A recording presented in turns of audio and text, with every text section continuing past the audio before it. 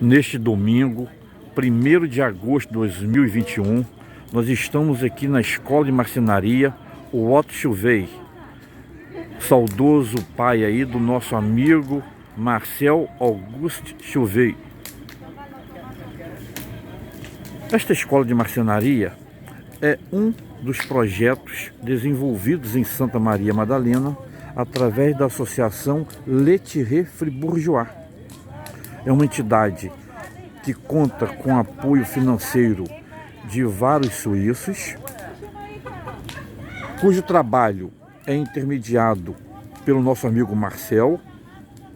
E essa associação, ela vem desde o ano de 2005, prestando relevantes serviços a Santa Maria Madalena.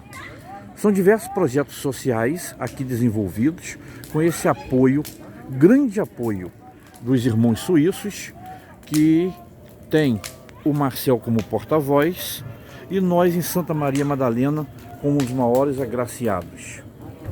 Então, nesta data, 1º de agosto, em que é comemorado o Dia Nacional da Suíça, Santa Maria Madalena também se irmana a esta importante comemoração.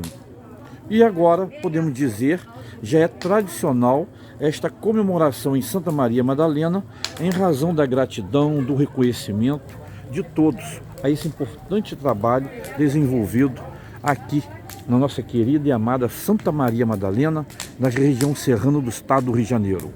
Com a imagem de Nestor Lopes, registramos este importante momento desta feita na Escola de Marcenaria Otto Chuvei, aqui no bairro Arranchadouro.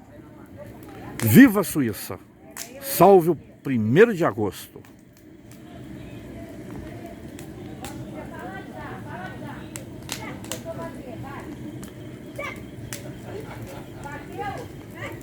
Pareceu minha bolsa. Eu dei logo um clique na hora que você jurou.